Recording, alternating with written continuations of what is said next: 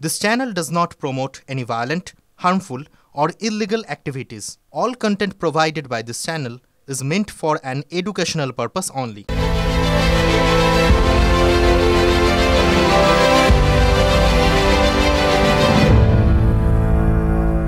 খেলার মাঠে বিদ্রোহের আগুন, সেই ছবি আপনাদের দেখালাম। এই আগুন ছড়িয়ে পড়েছে সেলুলয়েডের দুনিয়াতেও। অঞ্জন দত্ত, পরমব্রত, অনির্বাণ, সৃজিত, আবিদ, শ্রাবন্তী, ঋত্বিক, টলি তারকারা সার বেঁধে প্রতিবাদে সামিল হলেন আজ। স্বর্ণালী কল্পনায় সব শাড়ি আসলে একটা গল্প বলে। সেলিব্রেট এভরি মোমেন্ট উইথ আদি মোহিনী মোহন কাঞ্জিলাল। একটাই slogan, we want justice, we want justice. তিলোত্তমার বাবা মা হয়তো ভরসা পাবেন, কেউ প্রতিবাদে রাস্তা থেকে সরে যাননি। সে ছবি আপনাদের আমরা দেখিয়েছি, সেরকমই ছবি এই মুহূর্তে আরও একবার দেখাবো। আমার সহকর্মী সেখানে রয়েছেন, আমি সরাসরি সেই ছবি দেখাতে বলবো পিসিআরকে প্লিজ। ধর্ষণের রাজনীতির বিরুদ্ধে ভীষণ শান্তিপূর্ণ একটা মিছিল, যে মিছিলে শুধুমাত্র স্লোগান একটাই, জাস্টিস ফর আরজিকর। শুধুমাত্র এই স্লোগান সামনে রেখেই আমরা দেখতে পাচ্ছি বহু কলাকুশলীরা, টলিউডের বহু কলাকুশলীরা তারা পথে নেমেছেন এবং তারা এগিয়ে চলেছে। দলমত রাজনৈতিক অবস্থান নির্বিশেষে মানুষ এসছেন, মানুষ হাঁটছেন, এবং তবে একটা জিনিসই বোঝা যাচ্ছে যে এই ব্যাপারে সবাই ইউনাইটেড। এখানে সত্যি সত্যি আমরা ওরা বলে না, প্রত্যেকজন যারা এই আমরা বলছি যে চলচ্চিত্র পরিবার, তারা কিন্তু সকলে এসে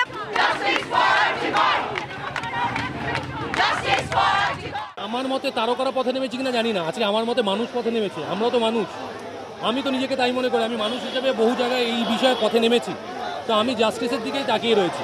যদি সেটা সরকার পক্ষ থেকে আসে খুব ভালো, যেটা সেটা কেন্দ্রের পক্ষ থেকে আসে, কিন্তু আমরা জাস্টিসটা চাই। আমরা তো সিনেমা করি বলে বায়বীয় কেউ নই, আমরা মানুষ, আমাদেরও খারাপ লাগা ভালো লাগা থাকে। তাই আজকে সবাই একসাথে নেমেছে। সিনেমা পাড়ার একটাই স্বর, জাস্টিস ফর আরজিকর। সারা পশ্চিমবঙ্গ চাইছে, সারা পৃথিবী চাইছে, আমরাও তার বাইরে নই। আমরা এই প্রত্যেকটা দাবির সাথে একমত, সহমত, এবং আমরাও বিচার চাই। আর বিচার চলছে, আমরা আরো স্পষ্টতা, স্বচ্ছতা চাই তদন্তে। আর এই যে বলা হচ্ছে যে 144 ধারা জারি করা হয়েছে, সেটা কি কোথাও প্রশমিত করছে এই যে একটা মানুষ? আমরা আমাদের কথা বলা থামাচ্ছি না। বুঝতে পারছি না যে এটা কি হতে পারে। মহিলাদের যদি নাইট ডিউটি দেওয়া না হয় এবং মহিলা যদি রাত্রিবেলা অসুস্থ হয়ে পড়েন, তাহলে সে এসে হসপিটালে কোনো মহিলা ডাক্তারকে পাবেন না। এটা একটা সলিউশন হতে পারে কখনো। এবার তারপর যদি বলা হয় যে মহিলাদের কোনো চাকরিই করতে হবে না রাত্রিবেলা, তাহলে আরও বেশি সুবিধা। তাহলে মহিলাদের ঘর থেকেই বেরোবার দরকার নেই, তাহলে আরও বেশি সুবিধা। এটা তো কোনো সলিউশন হতে পারে না। এটা তো আমাদের ব্যর্থতা, আমাদের সবার ব্যর্থতা। এটা একটা শহরের ব্যর্থতা। এটার জন্য একটা গণতান্ত্রিক দেশে একটা সকাল একটা রাত্রে তোমার যতটা অধিকার আছে আমার ততটা অধিকার আছে, এটা কখনো আলাদা হতে পারে না। তাহলে আর 14 তারিখ রিক্লেম দ্য নাইট বলে কি লাভ হলো? 14 তারিখের প্রতীকী আন্দোলনটার মানে এটাই ছিল, সেটা হচ্ছে যে রাত দিন এটার মধ্যে যেরকম আমরা লিঙ্গ বৈষম্য দূর করার কথা বলছি কর্মক্ষেত্রে নারী আর পুরুষের মধ্যে, একই রকমভাবে রাতে এখানে বেরিও না বা অমুক জায়গায় যেও না, এটা যেন কোনো নারীকে শুনতে না হয়। কোনো নারীকে তো আটকে রাখা যাবে না ওইভাবে।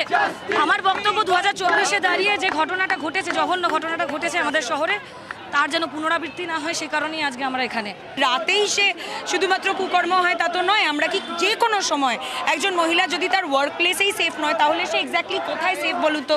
আর দিনের কোন সময় সে সেফ?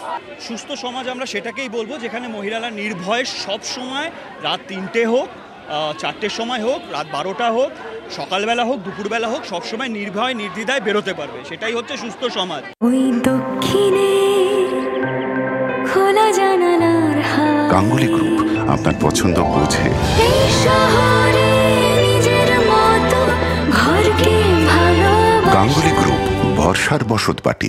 রিক্লেম দ্য নাইট, রাত দখল। হ্যাঁ, সেই রাত দখল আজকে দ্বিতীয় পর্যায়ে। তারা বলছেন রাত দখল ঠিকই, রাত দিনের ফারাক নেই, দিন রাতকে একইভাবে দেখতে হবে। আমি এই মুহূর্তে সরাসরি চলে যাব ভবানীপুর এলাকায়। সেখানে আশুতোষ কলেজের প্রাক্তনীরা, হ্যাঁ সেই আশুতোষ কলেজ যেখান থেকে এর আগেও বহু আন্দোলন সংগঠিত হয়েছে, ইতিহাস তাই বলে। সেই আশুতোষ কলেজে আজকে দ্বিতীয় পর্যায়ে এই রাত দখল, সেখানে সামিল হয়েছেন অসংখ্য মানুষ। আমার সহকর্মী সুমনও সেখানে রয়েছেন। সুমনের কাছ থেকে আমি সেই ছবি দেখব এবং সেই ভাইবসটা আমি স্টুডিও থেকে নেওয়ার চেষ্টা করব। সুমন প্লিজ। দেখো শুভজিৎ, আশুতোষ কলেজ 2011 সালে পালা বদলের পর আর সরকার বিরোধী কোনো আন্দোলন দেখেনি।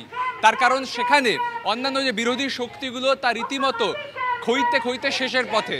সেই আশুতোষ কলেজ এই ইস্যুতে রাস্তায় নামলো। কারা রাস্তায় নামলেন? আশুতোষ কলেজের প্রাক্তনীরা। তুমি দেখতে পাচ্ছ উষসী রায় অভিনেত্রী, দীপশিতা ধর বামেদের নেত্রী এবং অনন্যা তিনি অভিনেত্রী। আশুতোষ কলেজের যারা প্রাক্তনী তাদের ডাকে আশুতোষ কলেজ থেকে এই মিছিল বেরিয়েছে এবং সেখানে সরকার বিরোধী কথা হচ্ছে। সেখানে তারা তিলোত্তমার সুবিচারের দাবি করছেন, যা রাজনৈতিকভাবে অত্যন্ত গুরুত্বপূর্ণ। আমি একটু কথা বলার চেষ্টা করবো। উষসী রয়েছে, আশুতোষ কলেজের প্রাক্তনীরা সবাই মিলে। হ্যাঁ, এটা কিন্তু শুধুমাত্র আশুতোষ কলেজ প্রাক্তনীদের মিছিল, কোনোভাবে এটাতে রাজনৈতিক রং লাগানোর চেষ্টা করবে না, এটাই আমি বলছি। উষসী রয়েছে, তেমন রয়েছে দীপশিতা সরকার বিরোধী মিছিল আশুতোষ কলেজ থেকে বেরোচ্ছে, ভাবতে অবাক লাগছে? না, একদম অবাক লাগছে না, এটাই তো সাধারণ স্বাভাবিক ঘটনা। ছাত্র কোনো স্টুডেন্ট যারা সে যে কলেজেই পড়ুক না কেন, তার তো ওটা স্বাভাবিক ধর্ম, সে অন্যায়ের বিরুদ্ধে গর্জে ওঠে। আশুতোষ কলেজের বর্তমান ছাত্রছাত্রী ছাত্র ইউনিয়ন তারা কেন রাস্তায় নামেনি সেইটা ভাবার বিষয়। আমরা প্রাক্তনীরা দায়িত্ব নিয়েছি, কারণ আমাদের মনে হয়েছে আমরা বাড়িতে বসে থাকতে আর পারছিলাম না।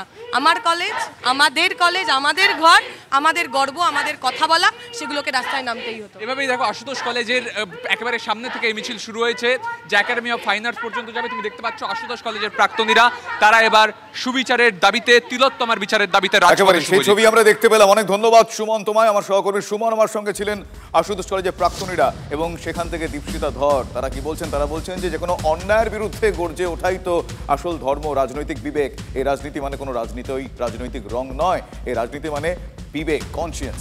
চারিদিকে এই প্রতিবাদ দেখে রাজ্য কি ভয় পেয়েছে দেখলেনি? অশান্তির আশঙ্কায় ডার্বি বন্ধ করেও প্রতিবাদের মুখ কিন্তু বন্ধ করা যায়নি, বন্ধ করতে পারেননি। এক স্বরে সমস্বরে আওয়াজ উঠেছে, উই ওয়ান্ট জাস্টিস। সে আওয়াজ ছড়িয়ে গিয়েছে, সে আওয়াজ বিচার চাওয়ার আওয়াজ। ছবিতেও ভয়, এ প্রশ্ন তুলতে বাধ্য হলাম। দেখুন সেই ছবি। জলপাইগুড়ির আর্ট গ্যালারির সামনে আজ ছুটির দিনে চিত্রশিল্পীরা ছবি আঁকার প্রস্তুতি নিয়েছিলেন। ক্যানভাসে রং তুলির টানে তিলোত্তমার ধর্ষণ খুনের প্রতিবাদ তাদের মতন করে তারা করতে চেয়েছিলেন, তাদের শিল্প মাধ্যমের শক্তি দিয়ে, জোর দিয়ে। কিন্তু পুলিশ তাদের সরিয়ে দিল, ভয় পেল। আর্ট গ্যালারির সামনে বসতেই পারলেন না তারা। পিডব্লিউডি মোড়ে ছবি আঁকতে হলো তাদের। পুলিশ কেন সরালো? রং তুলিতেও কি পুলিশ জুজু দেখলো? জুজু? মুখ্যমন্ত্রী নিজেও তো ছবি আঁকেন, তার পুলিশ কেন চিত্রশিল্পীদের প্রতি নমনীয়তা দেখাতে পারলো না? তাহলে কি শিল্পেও ভয়, মানে চিত্রশিল্পেও ভয়? একটা ছবি আঁকার মাধ্যমে আমরা প্রতিবাদ জানাতে চেয়েছি, এবং যেহেতু আমরা শিল্পী, চিত্রশিল্পী, তো স্বাভাবিকভাবেই জলপাইগুড়িতে আর্ট গ্যালারি আছে, আর্ট গ্যালারি ক্যাম্পাসের মধ্যেই আমরা এটা করতে চেয়েছিলাম। কিন্তু আজকে কয়েকদিন ধরে জলপাইগুড়িতে আর্ট গ্যালারিটার মধ্যে সরকারি একটা অনুষ্ঠান চলছে। সেই অনুষ্ঠানটা সরকারি বা প্রশাসনিক দিক থেকে ভেবেছে বোধহয় আমরা কোনো অনুষ্ঠানে বাধা দিতে যাচ্ছি, কিন্তু না, আমরা কোনো অনুষ্ঠানে বাধা দিতে যাচ্ছিলাম না, কোনো কিছু না। আমরা শান্তিপূর্ণভাবে, ইভেন আমরা আর্ট গ্যালারির বাইরে যে ওয়াল আছে সেই ওয়ালের সামনে, আমরা ওয়ালের পাশে আমরা একটি ক্যানভাস স্টিচ করছিলাম। স্টিচ করে নিয়ে আমরা ছবি আঁকবো, প্রতিবাদ করবো ছবি এঁকে। তা সেখান থেকে পুলিশ আমাদেরকে প্রথমে মুখে বললো, তারপরে বললো, বাধ্য করেছে যে আমরা এখান থেকে সরে এসে এখানে আমরা যেন, এবং যে ওনাদের যে গার্ডরেল আছে সেই গার্ডরেল, অর্থাৎ আমাদেরকে পিডব্লিউডি মোড় থেকে ছাড়িয়ে তারপরে গিয়ে আমাদেরকে কাজ করতে বলেছে। আজকেও নাকি স্যার আর্টিস্টরা বসছিল, ওদেরকে নাকি সরিয়ে দিলেন স্যার। ওই দক্ষিণে খোলা জানালার হাওয়া, গাঙ্গুলি গ্রুপ আপনার পছন্দ বোঝে। এই শহরে নিজের মতো ঘরকে ভালোবাসা। গাঙ্গুলি গ্রুপ, ভরসার বসতবাটি। শনিবার থেকেই আর্ট গ্যালারিতে সরকারি গানের অনুষ্ঠান চলছে।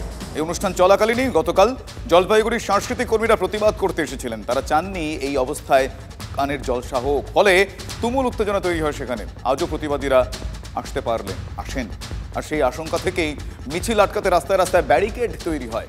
আর্ট গ্যালারি একরকম দুর্গে পরিণত হয়ে গিয়েছে। আর সেই অশান্তির আশঙ্কা থেকে কি চিত্রশিল্পীদের আগেভাগে সরিয়ে দেওয়া হলো প্রতিবাদ, যাতে সেক্ষেত্রে দানা না বাঁধে? শিল্পী এবং আর্ট গ্যালারিটা একটা শিল্পের জায়গা। আমাদের জলপাইগুড়ির শিল্পীদের এটা একটা মন্দির, তা সেই জায়গাটা তো আমরা তো সেখানে দাঁড়িয়ে আমাদের প্রতিবাদটা করবো, কিন্তু আমাদেরকে কিছুটা তা আমরা যেহেতু শান্তিপূর্ণভাবে এই ঘটনাটা করতে চেয়েছি বা শান্তিপূর্ণভাবে এখনও আমরা কাজ করব।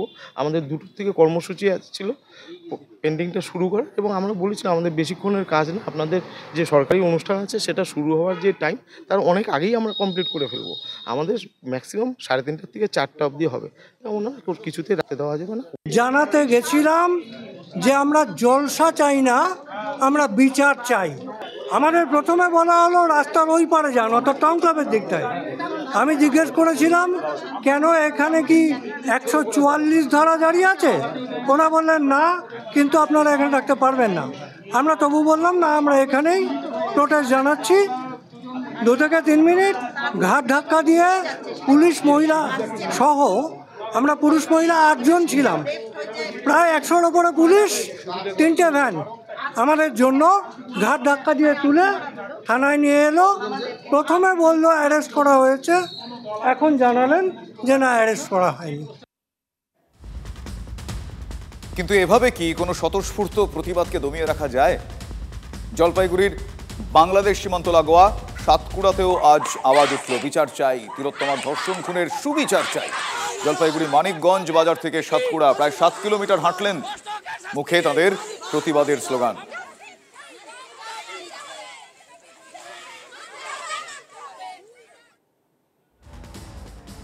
এক্ষেত্রে একটা বিষয় আপনাদের জানাবো, তিলোত্তমার বাবা মা তারা বারবার বলছিলেন, এক প্রকার কাতর আর্তি, যে কেউ যেন তাদের পাশ থেকে প্রতিবাদে সরে না যান। সরে তো যাননি, অনেকে বরং এগিয়ে আসছেন, সেই ছবি দেখতে পারা যাচ্ছে। এটা আসল সুখেন্দু শেখর রায়, তাকেও দেখা গিয়েছে এগিয়ে আসতে। বিরোধীদের কেউ কেউ তাকে বলেছেন দৈত্যকুলে প্রহ্লাদ, বলেছেন মেরুদণ্ডটা এখনো স্ট্রেট, রিজু, সোজা রয়েছে। কিন্তু তার ঘরের লোক, শাসক দল কি ঘর শত্রু বিভীষণ বলেই তাকে মনে করেছেন? আরেকটা শান্তনু সেন ভেবেছেন? হ্যাঁ, কিছুক্ষণ আগে আপনাদের যার কথা বললাম, সুখেন্দু শেখর রায়, তার কথাই বলছি। তৃণমূলের রাজ্যসভার সাংসদ তিনি, প্রকাশ্যে সুর চড়িয়ে শান্তনু সেন সেন্সার্ড হয়ে গিয়েছে আপনারা জানেন। রাতারাতি দলের মুখপাত্রের পদ তিনি খুঁয়েছেন জানেন। এবার বর্ষিয়ান সাংসদও কি শাসকের চোখের বালি হয়ে উঠছেন? আজ তো লালবাজারের পুলিশ কর্তারা তাকে সমন পাঠিয়েছেন। বিকেল 4টে সুখেন্দু শেখর রায়কে তলব করা হয়েছিল লালবাজারে, কিন্তু কেন, কি বৃত্তান্ত, সে বিষয়ে বিশদে পরে আমি অবশ্যই আসবো। কিন্তু শাসক দলের একজন বর্ষিয়ান সাংসদকে কলকাতা পুলিশের সদর দফতরে ডেকে পাঠানো হচ্ছে।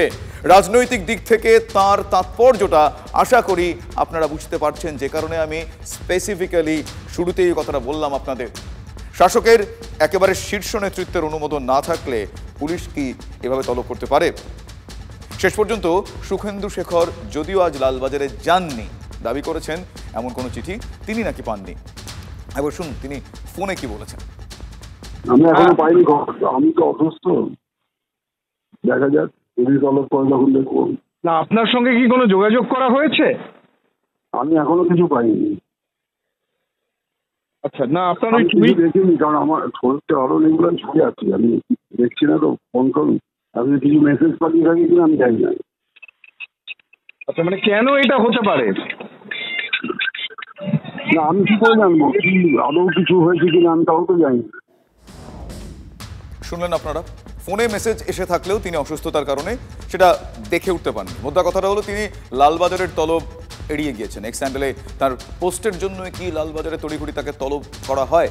এক্স হ্যান্ডেলে সুখেন্দু শেখর কি লিখেছেন? সুখেন্দু শেখর লিখেছেন, নগরপাল প্রাক্তন অধ্যক্ষকে হেফাজতে নিয়ে জেরা করুক সিবিআই। কারা আত্মহত্যার কথা রটিয়েছিল? কেন 3 দিন পরে ঘটনাস্থলে স্নিফার ডগ? কেন দেওয়াল ভাঙা হলো? এরকম শতাধিক প্রশ্ন আছে। দুজনকে হেফাজতে নিক সিবিআই। শতাধিক প্রশ্ন ঘুরে বেড়াচ্ছে, ওদের মুখ খোলান। কাদের প্রশ্রয়ে রায়, কোট আনকোট রায় এত প্রভাবশালী? সিবিআই নগরপাল প্রাক্তন অধ্যক্ষকে হেফাজতে নিয়ে জেরা করুক। কেন? সুখেন্দুও কি তাহলে মনে করছেন যে তিলোত্তমা ধর্ষণ খুনের আসল ঘটনা ধামাচাপা দেওয়ার চেষ্টা চলছে? সেই কারণেই কি তিনি প্রশ্ন তুললেন যে কেন 3 দিন পর ঘটনাস্থলে স্নিফার ডগ গেল? লালবাজার যদিও জানিয়েছে যে সুখেন্দু শেখরের দাবি নাকি ভুল। আরজিকরের তদন্তে 2বার স্নিফার ডগ গিয়েছে, এটা লালবাজার বলছে। বিরোধী দলনেতা শুভেন্দুদের কথাতেই কি প্রভাবিত শুভেন্দু শেখর? গোয়েল কনভে করেছেন যে আমি সব করে দিয়েছি, যা করার আমি এভিডেন্স টেম্পারের কাজ করে দিয়েছি। এমনকি আমাদের যে ওই বনটি, তার যে অল্টো গাড়ি, তার হদিস আপনি এখনো পাননি, এটাও হাওয়া করেছে বিনীত গোয়েল। আমি আপনাকে বলছি, বিনীত গোয়েলকে যদি তুলতে পারে সিবিআই। বুঝতে পারছেন শাসকের অস্বস্তির জায়গাটা?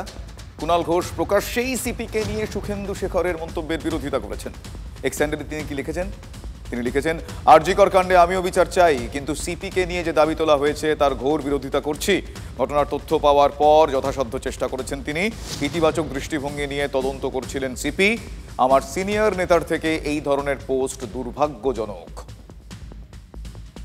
শুভেন্দু বাবু সিনিয়র, আমাদের সকলের শ্রদ্ধেয় নেতা, তার আবেগ, তার উদ্বেগ নিশ্চয়ই, কিন্তু তাই বলে পুলিশ কমিশনারের গ্রেফতার চাই এবং হেফাজতে নিয়ে জেরা চাই, এটা একটা অযৌক্তিক দাবি এবং এই দাবি বিরোধিতা করছি। পুলিশ কমিশনার বিনীত গোয়েল তিনি সংবাদ পাওয়ার পর, খবরটা পাওয়ার পর দ্রুততার সঙ্গে যথাযথ ব্যবস্থা নিয়েছেন।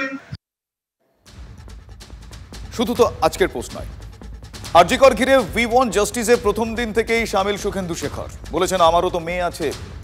আচ্ছা, শামিল তো মুখ্যমন্ত্রীও, দোষীদের ফাঁসির কথা মুখ্যমন্ত্রীও তো বলেছেন। তারপরেও কিন্তু শাসকেই আড়াআড়ি দুটো বিভাজন স্পষ্ট হয়ে গিয়েছে। যে বিভাজনের একটা বড় কারণ সন্দীপ ঘোষ, আরজিকরের প্রাক্তন অধ্যক্ষ সন্দীপ ঘোষ। এই সন্দীপকে নিয়ে শান্তনুর থেকেও অনেক বেশি আক্রমণাত্মক হয়েছেন শুভেন্দু শেখর রায়। করে দিলাম, সরকারি চাকরি ছেড়ে দিলাম, তার কয়েক ঘন্টার মধ্যে দেখা যাচ্ছে সে আরেক জায়গায় গিয়ে অধ্যক্ষের পদ মানে অলঙ্কৃত করছেন। এবং তার যা কাণ্ড কাগজে বেরোচ্ছে, তিনি নাকি প্রতিটি টেন্ডারে 20% করে কমিশন নিতেন। খবর পাচ্ছি যে ওখানে অক্সিজেনের মেশিন, তার যে বিশাল মেশিন, হসপিটাল থেকে অত বড় বিশাল মেশিন গায়েব হয়ে গিয়ে বাইরে বিক্রি হয়ে যাচ্ছে। প্রশ্ন হলো, এহেন সন্দীপকে রাতারাতি এনআরএসে পোস্টিং দিয়েছিলেন কে? কে ঘোষণা করেছিলেন? মুখ্যমন্ত্রী। পরে হাইকোর্টের নির্দেশে যদিও সন্দীপকে ছুটিতে পাঠাতে হয়। প্রশ্ন হচ্ছে, তাহলে দলের সুপ্রিমোর বিরুদ্ধে কি শুভেন্দু শেখর রায় বিদ্রোহী হয়ে উঠছেন?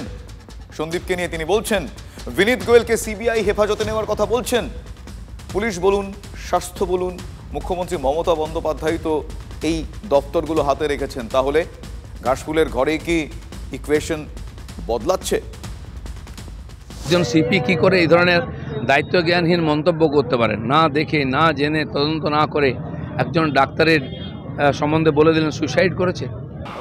এখন নানা ধরনের গুজব চারদিকে চলছে। মাল্টিপল লোক ইনভলভ আছে, কাউকে প্রোটেক্ট করার চেষ্টা করা হচ্ছে, 3 জনের সিমেন পাওয়া গেছে। All kinds of stories are floating. These are rumors, 1 person, more person, based on the injuries on the victim. রাস্তার লোকের মতো বলছেন, পার্টির নেতাদের মতো বলছেন। সেই জন্য তো প্রথম তাকে সাসপেন্ড করে তার ইউনিফর্ম কেড়ে নেওয়া উচিত, তারপরে সিবিআই যা করার করবে তাকে। কলকাতা পুলিশ কমিশনারকে অ্যারেস্ট করতে হবে, এই কথাকে আমি কখনোই সমর্থন করি না। কিন্তু অবশ্যই সন্দীপ বাবুর মধ্যে যদি কোনো কিছু থেকে থাকে, তাকে অবশ্যই হেফাজতে নিয়ে জিজ্ঞাসাবাদ করা যেতে পারে। যে দৈত্যকুলো প্রহ্লাদের জন্ম হয়, 2-4 জন আছেন তো যারা, দেখুন রাজনীতির যারা থাকবে, কেউ সামনাসামনি করছেন। আমি ধন্যবাদ দেবো শুভেন্দু শেখর রায়কে, শান্তনু সেনের মতো লোকেদের, যারা মেরুদণ্ডটা এখনো সোজা রেখে যারা মনে করেছেন এই মানুষ সবাই একসঙ্গে দাঁড়ানো দরকার। শুভেন্দু শেখর রায় এই কথা বলে থাকেন, আর যদি তিনি তার বক্তব্যে অনড় থাকেন, তাহলে শুভেন্দু শেখর রায়ের সঙ্গে পশ্চিমবঙ্গের মানুষ থাকবে এবং আমরা তার এই অবস্থানকে স্বাগত জানাচ্ছি। আমি 2 কন্যার সন্তান, 2 কন্যার মা, আমি এই ঘটনাকে কখনোই সাপোর্ট করতে পারি না। আমরা চাই কঠোর থেকে কঠোর শাস্তি হোক। ফলে যে যার অ্যাঙ্গেল থেকে বলছে, আমরাও আমাদের অ্যাঙ্গেল থেকে আমরা আন্দোলন করছি। বঙ্গ বিজেপি কিন্তু এর মধ্যেও তৃণমূলের ঘরের 2 শিবিরের লড়াই দেখছে। তৃণমূলের মধ্যেই চিত্রনাট্য অনুযায়ী করছেন এবং জন্য অভিষেক বন্দ্যোপাধ্যায়কে খুশি করতে যা যা করার তাই তিনি করছেন। এখন খোঁজ নিন উনি কোন ক্যাম্পে আছেন, পিসির দিকে না ভাইপোর দিকে। তার ফলে এগুলো একটা বাচ্চাদের মতো কাজ। উনি একজন সিনিয়র পলিটিশিয়ান, এইসব কথা মানায় যদি তৃণমূলটা উনি ছেড়ে দেন। আরজি কর নিয়ে এত কিছুর পর এর মধ্যে আবার এসএসকেএমে ভাঙচুরের অভিযোগ উঠছে। রাজ্যের উৎকর্ষ কেন্দ্র এসএসকেএমের ট্রমা কেয়ারে ভাঙচুর করা হলো। 15 বছরের বালকের মৃত্যুকে কেন্দ্র করে উত্তেজনা ছড়ায় রবিবার। ট্রমা কেয়ারের 5 তলায় ভাঙচুর চলে। রোগীর পরিজনের হাতে এক জুনিয়র চিকিৎসক, সেই জুনিয়র ডাক্তার রক্তাক্ত হন বলে অভিযোগ। চিকিৎসকদের একাংশ জানিয়েছেন যে প্রথমে মুখে মারে জুনিয়র ডাক্তার, তারপর গলা চেপে ধরে। এক্স্যাক্টলি কি হয়েছে, কি পরিস্থিতি, সবকিছুই আমি ডিটেলে জানবো। আমার সহকর্মী সত্যজিৎ আমার সঙ্গে রয়েছেন। সত্যজিৎ, এখনো পর্যন্ত যেটুকু যা জানা যাচ্ছে, কিছুক্ষণ আগেও দর্শকদের আমরা জানাচ্ছিলাম, এই মুহূর্তে সেখানকার পরিস্থিতি কি, আর কি খবর আসলো এই বিষয়ে? দেখো, বলা যেতে পারে যে আবারও স্বাস্থ্য কেন্দ্র আহত হলো। এই শব্দটা ব্যবহার করছি এই কারণের জন্য, আরজি করের আমরা ঘটনা দেখেছি, সেখানে ভাঙচুরের ঘটনা দেখেছি, সেই প্রেক্ষিত বা সেই প্রসঙ্গটা একটা আলাদা। আর এবার এসএসকেএমের যে ট্রমা কেয়ার সেন্টার, সেখানকার ঘটনাটা সম্পূর্ণ আলাদা। শুভজিৎ, কেন আলাদা? এখানে বেশ কিছুদিন আগে ফুটবল খেলতে গিয়ে 11 বছরের একটি কিশোর পায়ে তার আহত হয়েছিল সে, এবং তারপরে ইনফেকশনে সে ভুগছিল। তারপর গত বুধবার ঠিক ট্রমা কেয়ার সেন্টারে সে ভর্তি হয়েছিল এবং তারপরে শ্বাসকষ্ট এবং আজকের তার মৃত্যুর ঘটনা ঘটে। কিন্তু সেই মৃত্যুকে কেন্দ্র করে সেই কিশোরের পরিবারের 3 সদস্য 5 তলা বিল্ডিংয়ে ট্রমা কেয়ার সেন্টারের সেখানে ওয়ার্ডে গিয়ে যেভাবে ডাক্তারদের ওপরে অত্যাচার, ওয়ার্ড ভাঙচুর করেছে, সেটা বলা যেতে পারে এক কথায় নিন্দনীয়। সেই পেশেন্ট যে দেখছিলেন, যে সকল ডাক্তাররা দেখছিলেন, তাদের মধ্যে একজন আমাদের সঙ্গে আছেন, আমি শোনাবো যে আজকের হঠাৎ করে কি হলো যে আপনাদের ওপর মারধর শুরু হয়ে গেল। ঘটনাটা হচ্ছে দুপুরবেলা 2টোর সময় আমার কাছে প্রথম খবর আসে যে বাচ্চাটার একটু শ্বাসকষ্ট হচ্ছে। তো আমি সাথে সাথে বাচ্চাটিকে দেখতে যাই। দেখতে গিয়ে আমি দেখি যে বাচ্চাটার স্যাচুরেশন চেক করার জন্য প্রোব লাগানো হয় এবং বাকি যাবতীয় যা ট্রিটমেন্ট করার, নেবুলাইজেশন দেওয়া থেকে শুরু করে সমস্ত কিছু দেখে যখন আমি দেখতে পাই যে স্যাচুরেশন 98-এ আছে, তো তখন আমি বুঝতে পারি যে বাচ্চাটা স্টেবল, জিসিএস ফুল 15/15, মানে বাচ্চাটার কোনো সমস্যা নেই। সেই কন্ডিশনে আমি বাচ্চাটাকে একটা চেস্ট এক্সরে করতে পাঠাই, রিকুইজিশন বানিয়ে দিই এবং পেশেন্ট পার্টিকে বলি যে দোতলায় নিয়ে যাও বাচ্চাকে লিফটে করে, সেখান থেকে চেস্ট এক্সরেটা করিয়ে নিয়ে এসো, আমি তারপর দেখবো। তো আমি তখন ওখানেই ছিলাম, অনকল ডক্টরস রুমে ছিলাম। যদিও আমার সেখানে থাকার কথা নয়, we are on a strike, আমার থাকার কথা নয়, কিন্তু যেহেতু বাচ্চাটার এরকম শুনি যে একটা 15-16 বছরের বাচ্চা, তার এরকম কষ্ট হচ্ছে, সেই মানবিকতার দিক থেকেই বলুন আর বা ডাক্তার হয়ে একটা নিজেদের দায়িত্ববোধ থেকেই বলুন, সেই জন্য আমি প্রোটেস্টে না গিয়ে ওখানেই আটকে যাই। প্রায় যেয়ে আমি ওখানে আটকে। ডাক্তারবাবু, সুব্রত সুরের যা অবস্থা, ভয়ানক অবস্থা, সেটা কখন হলো? আমি নিজেই যখন ওকে দেখি, দেখার পর আমি ওখান থেকে মানে এক্সরে করে আসার সময়তেই আমার কাছে আবার দ্বিতীয়বার ফোন আসে। আমাকে সিস্টার বলে যে ডাক্তারবাবু, পেশেন্টের অবস্থা খুবই খারাপ। তো আমি সাথে সাথে সেখানে আবার দৌড়ে যাই এবং লিফট থেকে নামার পরেই বাচ্চাটা যখন ট্রলিতে, তখনও বেডে পর্যন্ত পৌঁছয়নি, আমি দেখি যে তখনই বাচ্চাটার পালস নেই। তো সেই কন্ডিশন থেকে আমি সিপিআর দেওয়া স্টার্ট করি। পেশেন্ট ওয়ার্ডে আসে, ওয়ার্ডে আসার পর চেস্ট লিড লাগানো হয় এবং বাকি আরও যা যা দেওয়া, মানে ইঞ্জেকশনে অ্যাড্রেনালিন, অ্যাট্রোপিন যা যা দেওয়ার, সেই মেজারমেন্টে দেওয়া হয়। দেওয়া হওয়ার পরে ওর বাবা মাও, ওর বাবা বেসিক্যালি বাচ্চাটির বাবাও আমার পাশেই ছিল এবং তিনি আপনাকে আপনার উপরে কখন আক্রমণ হানা হলো, কি দিয়ে মারা হলো একটু যদি বলেন। এবার যখন আধা ঘন্টার 45 মিনিটের চেষ্টাতেও যখন আমরা দেখলাম যে বাচ্চাটা বাঁচানো সম্ভব নয়, মানে আমি কনস্ট্যান্ট সিপিআর দিয়ে গেছি প্রায় আধা ঘন্টা 40 মিনিট, আমার হাত ব্যথা হয়ে গেছে, আমি তবু মানে বেডের ওপর উঠে বসে সিপিআর দিয়েছি, এরকম সিচুয়েশান হয়েছে। কিন্তু তারপরেও যখন আমি বাঁচাতে পারিনি, তখন আমি ডিক্লেয়ার করি যে বাচ্চাটাকে আর বাঁচানো যাবে না, কারণ আগেই বলেছিলাম বাচ্চাটাকে যে প্রবাবল সাসপেক্টেড ক্যান্সার আছে বাচ্চাটার। তো এই অর্থাৎ তিনি চেষ্টা করে গিয়েছিলেন তার মতন, কিন্তু তারপরেও সেই কিশোরকে বাঁচানো যায়নি এবং তারপরে এই ঘটনা ঘটে, যে একেবারেই কাম্য নয় কোনো দিক থেকেই। অনেক ধন্যবাদ তোমায় সত্যজিৎ আমাদের সেই বিষয়টা এই মুহূর্তে জানানোর জন্য। তিলোত্তমা ধর্ষণ খুনের তদন্তে সিবিআই তৎপরতা। আজ আবারও আরজি করে সিবিআই তদন্তকারী দল গিয়ে পৌঁছয় জরুরি বিভাগের সামনে 3D ম্যাপিং। জরুরি বিভাগের সামনে উন্নত প্রযুক্তির বিভিন্ন যন্ত্রাংশ নিয়ে তথ্য সংগ্রহ তদন্তকারীদের। প্রায় 7 ঘন্টা পর আরজি কর ছাড়েন সিবিআই এর তদন্তকারীরা।